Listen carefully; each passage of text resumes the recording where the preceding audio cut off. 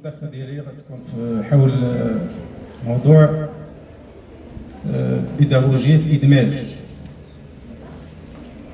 ولو رابور بين بيداغوجيه الادماج والمقاربه بالكفايات. بيداغوجيه الادماج هو الاطار العام اللي كتدخل فيه هاد المقاربه ديال المقاربه بالكفايات.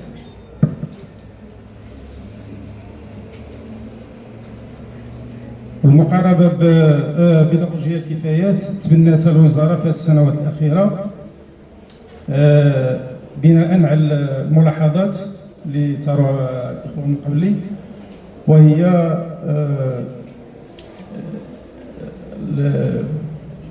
c'est-à-dire les limites des autres approches.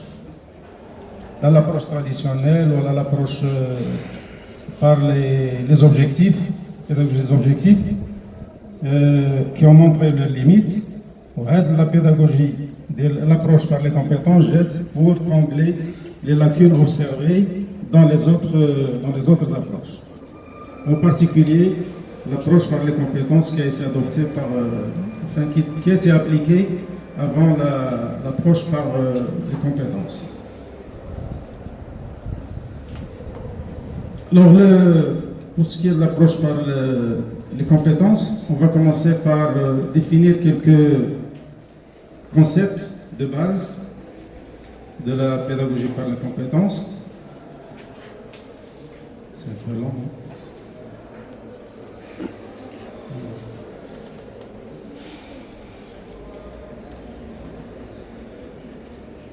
Voilà.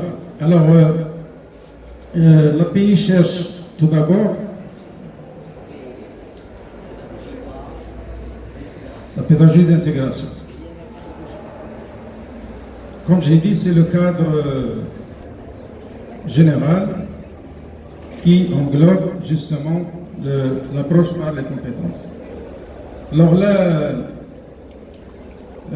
d'après l'expérience et d'après l'avis des professeurs qui ont adopté cette méthode, ils ont fait quelques remarques, mais c'était sous forme d'impression. Ce n'était pas des points de vue, si vous voulez, fondés sur des recherches, sur une approche scientifique, etc., mais c'était des impressions. Alors, la première observation, c'est que la pédagogie par les compétences, elle fait progresser tous les élèves, que ce soit les élèves forts ou les élèves moyens ou faibles. Ça, c'est la première remarque qui a été faite par les professeurs. Deuxième chose, il sécurise les enseignants. Parce que quand on a commencé à adopter l'approche par les compétences, on a remarqué que les comportements des élèves et leurs résultats se sont améliorés. Donc c'est la deuxième remarque qui a été faite par les enseignants. Le comportement et le résultat des élèves ont, si vous voulez, ont changé. Troisième remarque, c'est que l'approche par les compétences, elle permet de mieux identifier les difficultés de chaque élève. C'est-à-dire que c'est un moyen si vous voulez, de saisir les difficultés constatées chez chaque élève et d'y remédier. Voilà. Alors, dans l'approche par les compétences, il y a deux types d'apprentissage. Et on va le voir en détail après. Un apprentissage ponctuel, c'est-à-dire un apprentissage où on apprend à l'élève les éléments d'une manière soit par l'intermédiaire de la grammaire traditionnelle ou des approches traditionnelles, soit par l'approche par les objectifs. Donc toutes les approches sont permises pendant cette étape qui est l'apprentissage ponctuel. Et cet apprentissage ponctuel, il sera, si vous voulez, consacré aux outils qui vont nous servir par la suite, à un autre moment de l'apprentissage. Donc, si vous voulez, pendant l'approche par les compétences, il y a deux types d'apprentissage, deux moments d'apprentissage. Il y a l'apprentissage ponctuel et il y a l'apprentissage de l'intégration. Donc, concernant les langues, parce que c'est notre spécialité en quelque sorte, pour la langue, on va consacrer quelques semaines à l'apprentissage ponctuel, c'est-à-dire tous les outils qui vont nous permettre après de s'en servir pendant le deuxième moment de l'apprentissage, c'est-à-dire l'apprentissage de l'intégration. Et là, quand on parle d'intégration, il y a le verbe intégrer, c'est-à-dire on va se servir de ces outils qu'on a appris pendant l'apprentissage ponctuel pour réaliser quelque chose qu'on va appeler un produit, un résultat auquel on veut arriver. Donc, ce qu'il faut retenir, c'est que l'approche par les compétences se déroule en deux moments.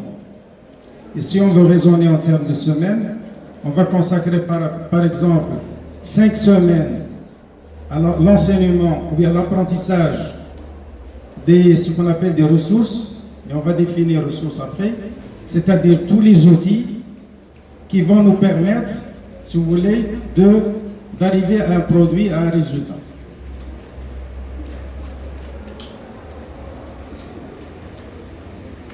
Et bien sûr, ce moment si vous voulez, comme j'ai dit, on peut consacrer 5 semaines à l'apprentissage ponctuel et 1 semaine à l'apprentissage de l'intégration. C'est-à-dire, on va essayer d'utiliser, ou bien un terme qu'on utilise dans le domaine de l'approche par les compétences, mobiliser. On va essayer de mobiliser toutes les ressources, tous les éléments qu'on a étudiés pendant l'apprentissage ponctuel pour réaliser quelque chose qu'on va appeler résultat, ou bien produit, ou bien résolution d'un problème, ou bien une solution. Et on va essayer Là, on va commencer par définir le mot compétence. Si vous voulez prendre il y a des termes à retenir. La compétence est la possibilité pour un individu de mobiliser de manière intériorisée et critique un ensemble intégré de ressources en vue de résoudre une situation problème ou une tâche complexe. Donc les termes à retenir sont les suivants. La compétence d'abord, c'est la possibilité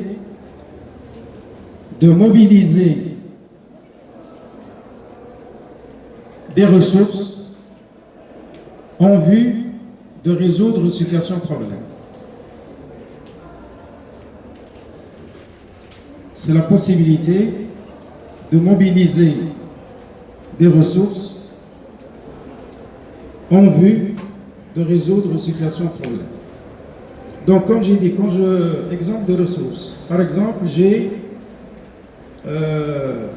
à réaliser à la fin du processus d'apprentissage, par exemple, un texte narratif. Quelles sont les ressources que je dois étudier pendant l'apprentissage ponctuel? C'est-à-dire, quels sont les outils que je dois enseigner et que les élèves doivent apprendre pour réaliser ce produit qui est un texte narratif, par exemple. Dans un texte narratif, il est nécessaire d'utiliser certains temps, par exemple. Le passé simple, l'imparfait, voilà, ce sont des temps qu'on trouve fréquemment dans un récit, c'est-à-dire un texte narratif, c'est la narration. Donc, si vous voulez, le moment de l'apprentissage ponctuel, il va être centré sur l'apprentissage de ces éléments-là, de tous les outils qui vont me permettre, si vous voulez, de résoudre une situation problème qui est rédigée un texte narratif. Donc, il y a un moment d'apprentissage ponctuel dans lequel je vais apprendre aux élèves tous les outils nécessaires pour résoudre la situation problème qui est rédiger un texte narratif. Et ça c'est valable pour toutes les matières. Par exemple, en mathématiques, je ne sais pas, pour arriver à résoudre tel problème, j'ai besoin de connaître telle équation, telle formule, etc. Donc,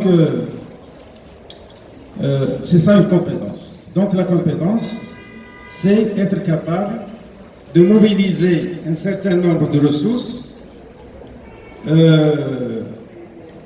pour aboutir à la résolution des situations problèmes. Alors, les ressources. Définition des ressources, c'est l'ensemble des éléments que l'apprenant mobilise pour résoudre une situation problème.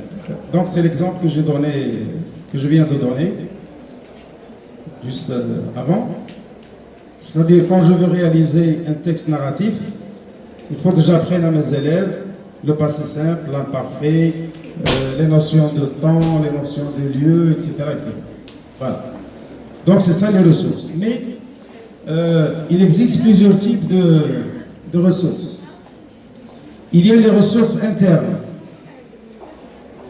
Les ressources internes, ce sont les ressources qui sont propres à la discipline. Ce sont des savoirs disciplinaires, bien sûr.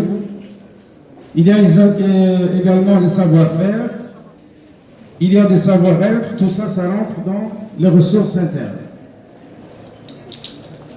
Mais il existe d'autres ressources externes. Des ressources matérielles. Par exemple, la maîtrise d'un outil. Des ressources sociales. Par exemple, être capable d'animer une réunion. Par exemple, des ressources procédurales. Par exemple, connaître le règlement interne d'un établissement ou quelque chose d'autre. Donc, si vous voulez, les ressources, elles peuvent être des ressources internes qui se rapportent à la discipline, mais il existe également des ressources qui sont externes et qu'on peut acquérir en parallèle avec les ressources internes. Et je pense que vous faites un peu la différence entre le savoir, le savoir-faire et le savoir-être. Donc c'est quelque chose, ce sont des mots qui deviennent un peu à la mode et tout le monde en parle, etc. Donc, voilà. Donc le savoir, c'est les connaissances, toutes les connaissances, que ce soit grammaticales, lexicales, etc. Le savoir-faire, c'est par exemple, les savoir-faire, c'est les capacités, c'est par exemple être capable de comparer, d'analyser, d'identifier, etc. Tout ça, ça rentre dans le. Et puis le savoir-être, c'est-à-dire, ça touche un peu le comportement de l'individu. Par exemple, quand on parle au téléphone, il ne faut pas parler trop fort, il faut que la voix soit une voix un peu douce, il faut saluer avec respect, etc. Tout ça, ça touche un peu le comportement et la conduite de la personne. Voilà. Donc ce qu'il faut retenir, c'est qu'il y a différentes ressources, que ce soit des ressources internes ou des ressources externes. Il y a un autre concept, c'est la compétence de base. La compétence de base, c'est une compétence qui est nécessaire pour passer à une autre compétence. Par exemple, le fait de... Je vais donner l'exemple qu'on vit maintenant. Par exemple, personnellement, avant d'arriver, par exemple, dans cette salle, je pourrais dire que j'avais acquis certaines compétences. Par exemple, le fait de maîtriser un peu les différentes démarches de l'approche par les compétences. Mais il y a une autre compétence qui est demandée, c'est le fait de transmettre le message à l'auditoire. C'est une autre compétence. Donc il y a une compétence de base, qui est la base, et il y a une compétence un peu supérieure, et ainsi de suite. Et ce qu'on peut dire que parfois une compétence de base peut devenir une ressource, parce qu'elle va me servir de réaliser une autre compétence. Voilà. Donc, c'est ça la compétence de base. Il y a également ce qu'on appelle des compétences transversales. Et quand je dis transversale, c'est-à-dire qu'elle peut avoir un rapport avec plusieurs disciplines. Et là, je peux donner quelques exemples. Le fait de dire, par exemple, réaliser la synthèse de plusieurs documents. Je peux avoir des documents concernant la didactique, par exemple, du français. Je peux avoir des documents concernant la géographie. Je peux avoir des documents concernant la philosophie, etc., etc. Donc, le fait de dire je suis capable de faire la synthèse de plusieurs documents de discipline, c'est une compétence transversale, parce que je peux l'appliquer à plusieurs, si vous voulez, à plusieurs disciplines. Donc c'est ça la compétence transversale. Il y a un mot qui est aussi important dans l'approche par les compétences, c'est le mot capacité. Capacité, c'est l'aptitude à faire quelque chose. Par exemple, identifier, comparer, mémoriser, analyser, synthétiser, etc. Et c'est pourquoi on a dit qu'une capacité peut être transversale, parce qu'on peut l'appliquer à dans plusieurs disciplines. Et la différence entre capacité et compétence, c'est que la capacité, elle est toujours, ou bien elle se manifeste toujours à travers un contenu. Il est toujours associé à un contenu. Quand je dis par exemple identifier, c'est identifier quelque chose. Quand je dis comparer, c'est comparer deux choses, par exemple. Quand je dis mémoriser, ça veut dire mémoriser quelque chose. Donc, le mot capacité est toujours associé à un contenu.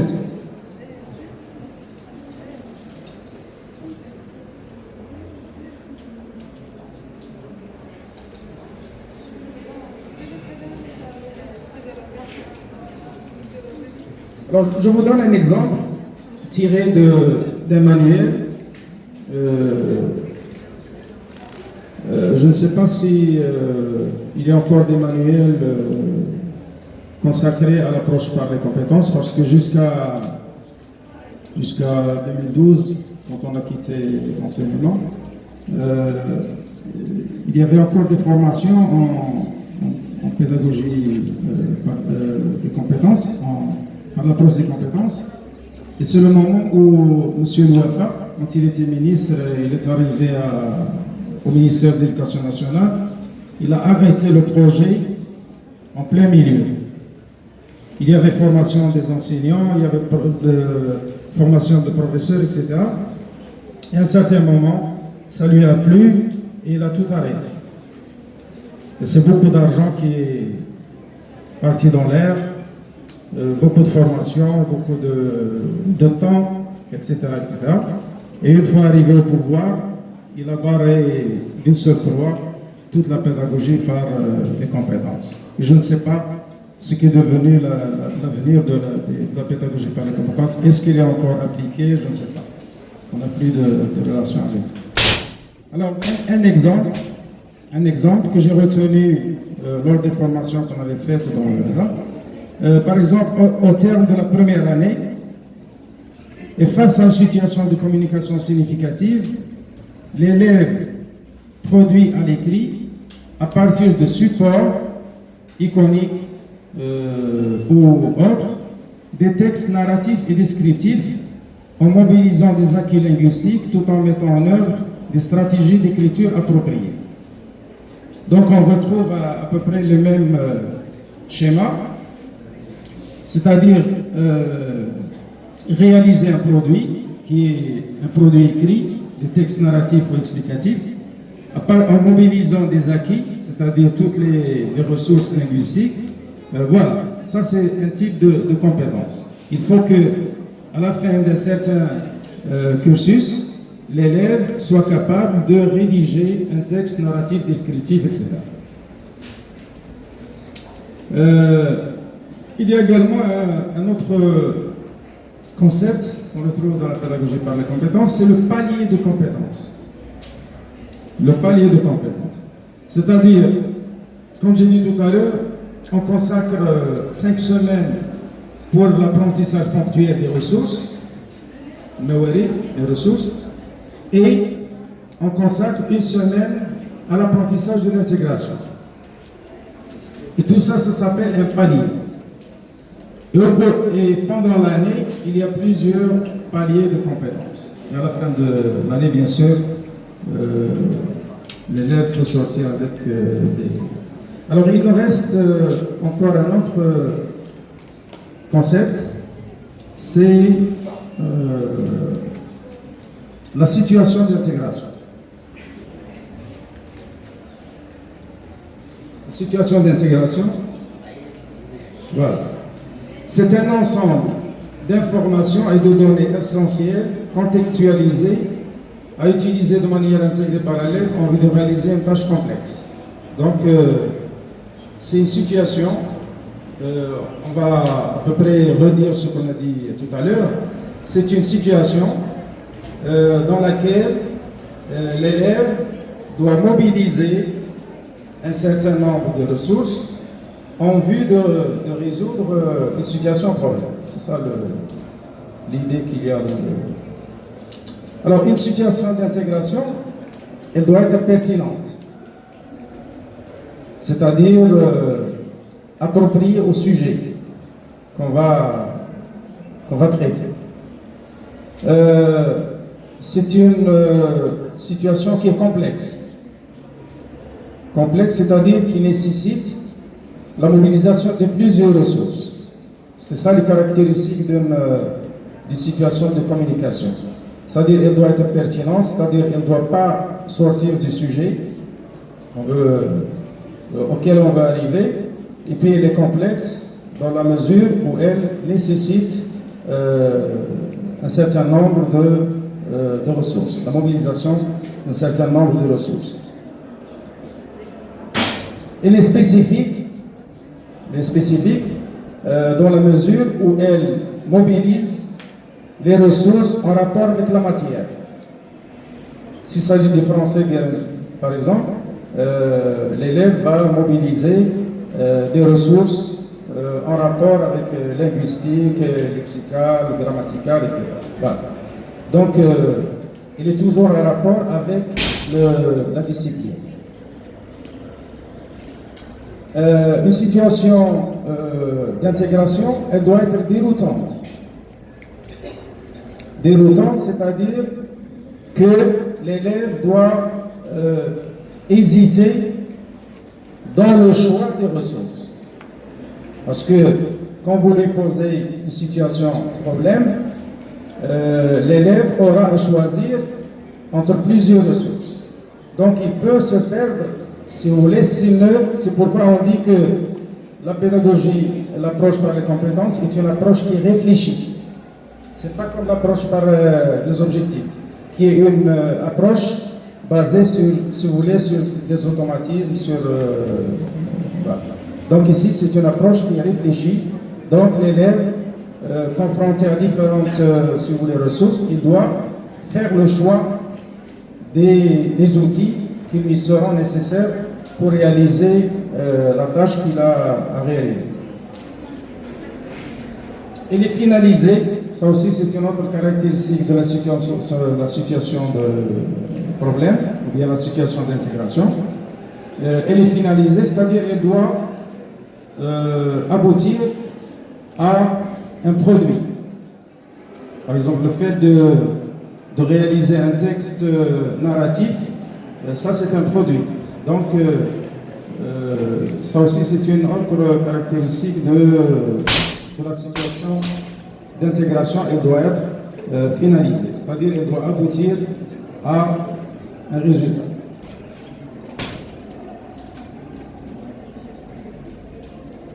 Alors, les constituants d'une situation d'intégration, c'est-à-dire quelles sont les composantes d'une situation d'intégration.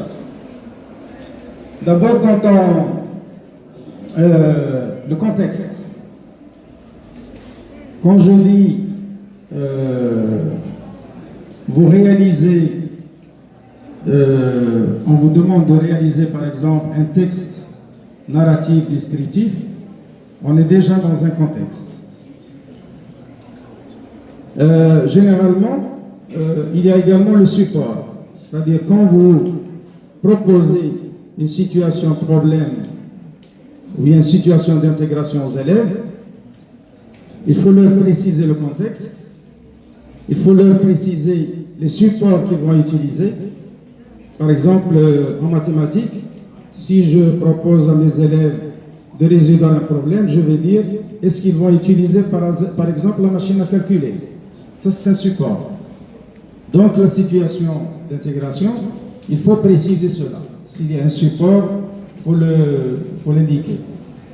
S'il y a un contexte, il faut le préciser. Et puis, il y a également la consigne.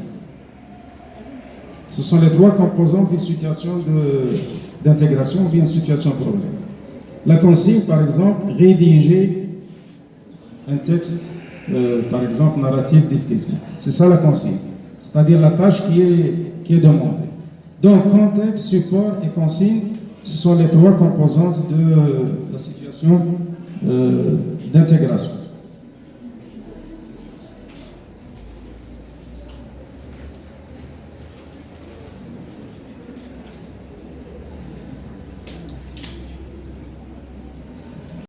C'est la fiche de passation. Et là, c'est une autre, si vous voulez, c'est une autre vision de l'apprentissage. C'est-à-dire que on peut aider, si vous voulez, l'élève à résoudre la situation de problème. En cas de besoin. En cas de besoin,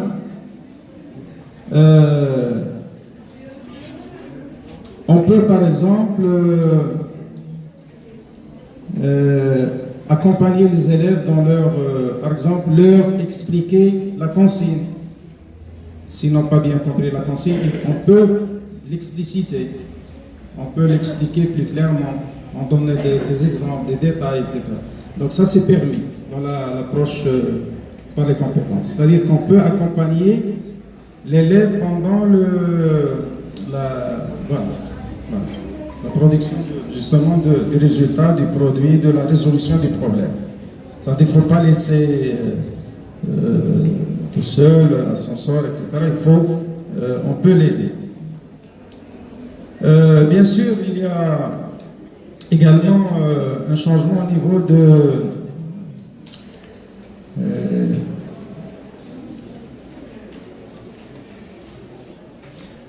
niveau de l'évaluation.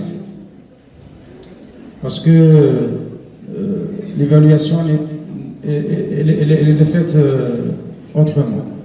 C'est-à-dire que une fois qu'on a proposé une situation, et ça j'ai oublié de le dire, pendant la semaine d'intégration, il faut proposer à l'élève plusieurs types de situations de problèmes. Il ne faut pas lui proposer une seule situation, mais il faut essayer de ce qu'on appelle une famille de situations. Par exemple, je peux donner l'exemple de quelqu'un qui vient de passer le permis de conduire et je peux le mettre devant plusieurs situations. Par exemple, je vais lui dire, on va démarrer par exemple de la province vers, je ne sais pas, un autre coin, mais pendant ce pas, et je vais lui proposer une autre situation par exemple. Au lieu d'aller par ce trajet, je vais changer de trajet. Je vais prendre 2 ou 3 trajets, mais avec les mêmes difficultés. C'est ce qu'on appelle une famille de situations. C'est-à-dire, je peux lui proposer la première situation, la deuxième situation, la troisième situation, mais il faut qu'il mobilise les mêmes ressources. Ça, c'est quelque chose qui est conseillé surtout dans la semaine d'intégration, où il est appelé à mobiliser le... Et puis, comme j'ai dit, dans l'évaluation, il y a une semaine d'évaluation, là aussi prévue par l'approche par les compétences. On consacre une semaine à l'évaluation et on propose, comme j'ai dit, plusieurs situations d'intégration. Et à la fin, quand les copies seront corrigées, par exemple, s'il s'agit de rédiger un texte argumentatif avec d'autres conditions, etc., je peux consacrer un moment à la correction. Et la correction maintenant, elle peut se faire de différentes manières. Je ne sais pas si l'influence un peu du constructivisme, du socioconstructivisme, etc. C'est-à-dire que par exemple, le professeur peut proposer, par exemple, un corrigé. Il peut proposer un corrigé et l'élève, il va lui-même se corriger. C'est-à-dire, à partir du corrigé, il va comparer avec sa copie et il va corriger lui-même sa copie. C'est une autocorrection. Voilà. Ça, c'est une manière de remédier, de corriger de la correction après la correction des corps. Il y a une autre manière de corriger, c'est de comparer sa copie avec la copie du voisin. Ça aussi, ça pourrait être, par exemple, un voisin qui a réussi son devoir, il peut servir de correction pour l'élève. Donc, il y a soit que l'élève se corrige par lui-même, soit par l'aide Et ça, c'est une méthode qui est actuellement en vigueur dans tout enseignement à tous les niveaux. C'est-à-dire, on a tendance à construire le savoir. Au lieu de transmettre le savoir, maintenant le savoir, il se construit. Donc, il y a construction du savoir. Et quand vous serez, par exemple, en classe, il vous sera demandé ça. C'est de ne pas transmettre, parce que le maître n'est plus source de connaissances et de savoir, mais il devient un guide qui dirige, qui oriente, qui donne des conseils, etc. Mais l'élève, à partir de son expérience, à partir des connaissances qu'il a acquises, etc., il peut lui-même, et bien sûr le maître peut l'aider par des questions-réponses, des questions, etc., et l'amener à construire lui-même le sens. Par exemple, dans un texte, que je vais expliquer à mes élèves, je ne vais pas leur dire, par exemple, tel mot, ça veut dire ça, tel mot, je vais donner des définitions, je vais expliquer, non. Je vais, à partir des questions, les amener. Par exemple, je peux leur dire, relever tous les termes se rapportant à tel thème, par exemple. Et l'élève, il va faire des recherches, il va faire un effort de construction. Donc, il va lui-même aboutir à des conclusions et construire le sens. Il y a également une autre méthode qui est en vogue actuellement, c'est le fait de construire le savoir en groupe. En groupe. C'est pourquoi il est conseillé actuellement quand vous serez en classe, il faudra travailler en groupe. Et le travail en groupe, c'est quoi? C'est un échange. Les élèves vont construire le savoir, des connaissances, à travers l'échange entre les élèves. Chacun va donner un point de vue, une connaissance, un savoir qu'il a acquis, soit par des lectures, soit par des expériences, etc. Et ainsi, on va aboutir à la construction du sens. Voilà. Et ce sont les méthodes qui sont actuellement appliquées, soit à l'université, soit dans quelques lycées, etc. Voilà. Il y a également un terme qu'on n'a pas abordé tout à l'heure, c'est le mot critère. Critère, c'est un élément qui va nous permettre de valider ou non un travail, par exemple. Quand je demande à un élève de réaliser, par exemple, un texte narratif, il y a des critères que je vais indiquer à l'élève.